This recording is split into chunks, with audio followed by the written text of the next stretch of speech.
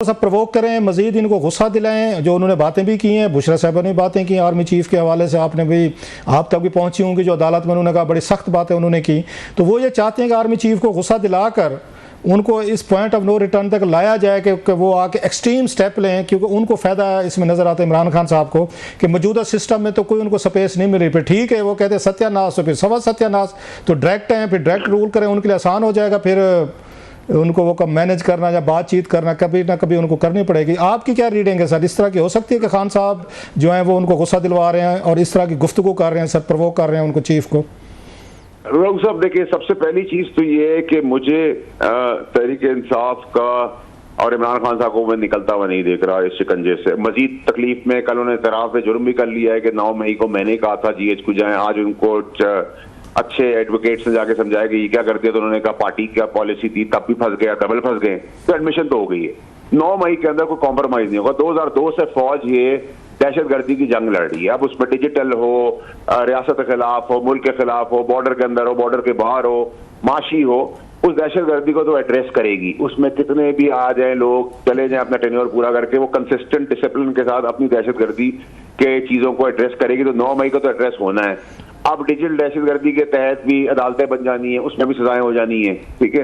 तो मामला तो अल्लाह की जात तो कुछ भी कर सकती है, ठीक है, हमारा ईमान भी है, और उसके अलावा दुनियावी और कानूनी तौर पे मुझे ऐसी कोई चीज भी जो है वो सियासत, इनकी सियासत मजीद गड़े में जाती जा रही है, ऐसी जगह पे जा रही है जहां से मुझे अब तो बिल्कुल ही धुंधला धुंधला है कि मुमकिनात का भी कोई सवाल नजर नहीं आ रहा। अच्छा, एक सर, तो वो प्रोवोक करें, जी जी, वो दोस्ती करने की कोशिश करें, वो डायलॉग करने की कोशिश करें, उनकी कोशिशें रह जाती हैं और वो कोशिशें अभी तक तो नाकाम है।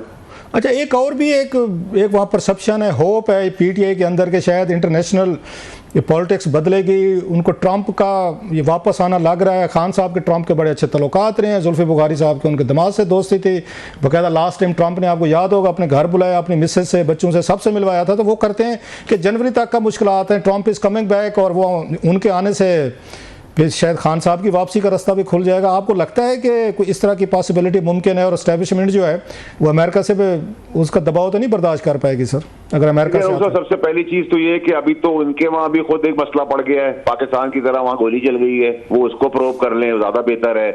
उनके अंदर भी कैपिटल हिल वाला मामला है, वो उसको देख लें। उनकी अपनी इकोनॉमी के मसले हैं, उनके अपने, पहले अमेरिका की बात पहले करते हैं वो, तो आप समझते हैं कि वो सारा काम छोड़ के कर देंगे। लेकिन अजम्पशन में आप कहें जमीन फट जाएगी, आसमान खुल जाएगा, बारिश हो जाएगी, सुपरमैन बन जाएगा, पर लग जाएंगे, 6 टांगे हो जाएंगी, तो वो तो हम उसके अंदर एक फिक्शन फिल्म बना सकते हैं, लेकिन इसमें कोई हकीकत तो अभी मुझे नजर नहीं आ रही।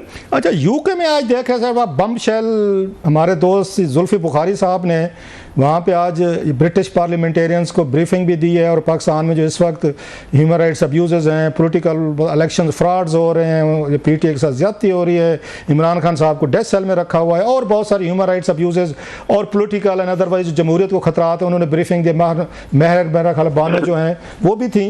आप उसको कैसे देखते हैं सर?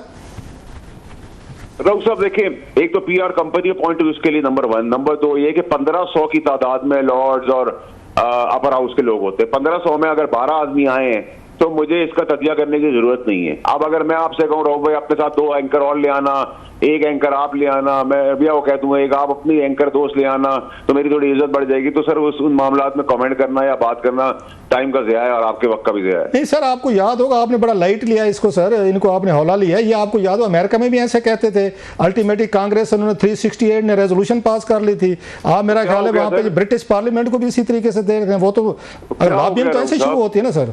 रऊफ साहब, हम किसी के अंदरूनी मामलात में नहीं बोलते, तो हम कमजोर जरूर है थर्ड वर्ल्ड कंट्री के तहत, लेकिन खुद मुख्तार तो है ना, तो बनाना रिपब्लिक थोड़ी है। लेकिन सर जी, रेजोल्यूशन पास हो जाएगा तो हम सब कुछ कर देंगे। लेकिन सर जी, फिर यूरोपियन यूनियन में हम वहाँ पे FTF में फंस जाते हैं, फिर उधर अमेरिका में हमने IMF की डील लेनी होती है, जनरल बाजवा साहब को खुद फ़ोन करना पड़ता है पिछली दफ़ा कि आप डील आप क्लियर करें, आगे आपकी डील आने वाली। इतने खुद मुख्तार भी तो हम नहीं है सर, दुनिया तो अब ग्लोबल विलेज है। इससे कुछ नहीं होगा, आप परेशान ना हो। मैं परेशान नहीं, मैं तो एक सवाल पर, लोग परेशान है, बिल्लू से परेशान है, बात करो ना। आप परेशान होंगे तो लोग आप तसल्ली देंगे तो मुझे उनसे, आपसे ज्यादा ज्यादा तसल्ली उनको मिलती है बनस्बत हमारे मेरी जैसे बात लोगों उसे किसी को तसल्ली अब मेरी बात उनसे आने लाइटर रोड किस पे? लोग तो बेचारे बिल देख रहे हैं, मुश्किल देख रहे हैं, एक पॉलिटिकल इंस्टेबिलिटी देख रहे हैं, तंग है, मुश्किलात के शिकार है। मैंने अगर उनको तसल्ली देने की कोशिश की तो उन्होंने मेरे ऊपर पड़ जाना है कि भाई साहब कि आप कौन होते हैं मैं तसल्लियां देने वाला, हमसे घर नहीं चल रहे। देखिए सर, ये तो नाअहली, जब तक हम इस मुल्क के निजाम को एक दूसरे की कमजोरियों से लेके नहीं चलेंगे कि मेरे पास तुम्हारी फाइल है तुम ये कर दो, तुम्हारी फाइल है तुम ये कुछ कर दो, तुम्हारी फाइल है तुम कुछ कर दो, ये इस तरह तो पाकिस्तानी कॉर्पोरेशन चलती रही है। अच्छा, बाद लोग कह रहे हैं कि बड़े शदीद मुश्किल दिन आने वाले हैं सर। मजीद अभी वो आज उन्होंने रऊफ हसन साहब का 2 दिन का रिमांड ले लिया, पीका एक्ट के तहत और कार्रवाइयाँ होने वाली हैं, उसमें जुडिशरी लगाई जा रही है और बड़ा कुछ स्टेप्स लिए जाएंगे, मीडिया पे भी लिए जाएंगे। ये डिसेंट हैं, पॉलिटिकल वर्कर, सबके खिलाफ अब किसी से रियायत नहीं होगी। मतलब इस तरह का सिस्टम को समझे कोई आने वाला है कोई? रऊफ साहब, जब मैं आपको कह रहा था बुलडोजर चलेगा, ये इंतशार की ज़्यादत नहीं चलेगी, आप लोग फिर हल्का लेते हैं बात को। फिर मुझे सर हमने तो आपको कभी हल्का नहीं लिया सर, हर शो में हमने तो बताया कि जो बातें आपने की हैं लोग एग्री करें ना करें, आपकी सारी बातें 2 साल से हम तो सुन रहे हैं वो ठीक साबित हो रही है। इसलिए मैं पूछ रहा हूं सर कब ये सर जो आपने तस्वीर किया है वो बिल्कुल वैसा ही है।